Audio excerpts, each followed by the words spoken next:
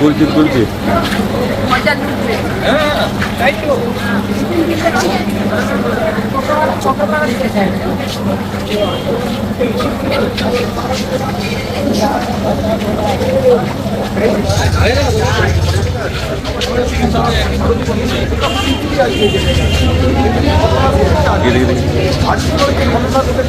আমাদেরই বাড়ির কোনো মেয়ে, আমাদেরই বাড়ির কোনো বোন আজকে সে তার কর্মক্ষেত্রে যেভাবে নৃশংসভাবে ধর্ষিতা হয়ে খুন হয়েছে, আমরা তার তীব্র প্রতিবাদ জানাচ্ছি।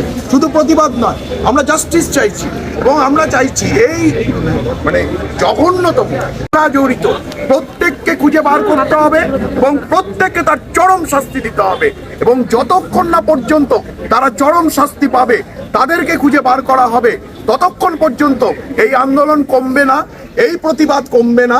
এই প্রতিবাদ বরং আরো বাড়বে, দিনের পর দিন তার ঝাঁজ বাড়বে, যতক্ষণ না আমরা দেখব যে হ্যাঁ, এই নৃশংস কাণ্ডে যারা প্রকৃত দোষী তাদেরকে খুঁজে বার করা হয়েছে এবং তাদেরকে বিচার ব্যবস্থার সামনে দাঁড় করানো হয়েছে।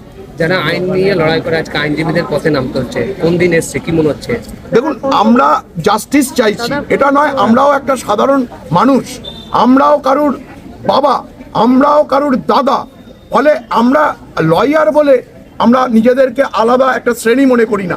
আমরা মনে করি আমরা একটা সমাজবদ্ধ জীব এবং আমরাও সাধারণ নাগরিক। প্রফেশনালি যে কেউ তার প্রফেশনে থাকতে পারে, সেখানে আমার নিজেকে বড় ভাবার ছোট ভাবার কোনো কারণ নেই, কিন্তু আমরা চাই যে যেই প্রফেশনেই থাকুক না কেন সেই প্রফেশন থেকে নেমে আসুক এবং জাস্টিস ডিমান্ড করুক। জাস্টিস ডিমান্ড না করতে পারলে কিন্তু জাস্টিস পাওয়া যাবে না।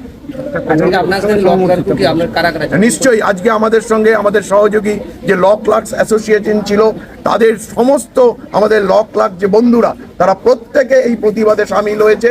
এবং দেখুন, আমি আগেই বলেছি যে এখানে কোনো ভেদাভেদ নেই, আমাদের জাতি ধর্ম নির্বিশেষে, কোনো ধর্ম বর্ণ এসবের নয়, মানুষ হিসেবে এগিয়ে আসতে হবে যে আমাদের বাড়ির মেয়েরা যেন পরবর্তীকালে কর্মক্ষেত্রে আর হ্যারাস না হয়, রাস্তায় চলতে হ্যারাস না হয়, তারা স্বাধীনভাবে স্বাধীন নাগরিক হিসেবে তাদের যে কনস্টিটিউশনাল রাইট, সেই রাইট তারা যেন পায় এবং তারা যেন সেইভাবে এগিয়ে চলে।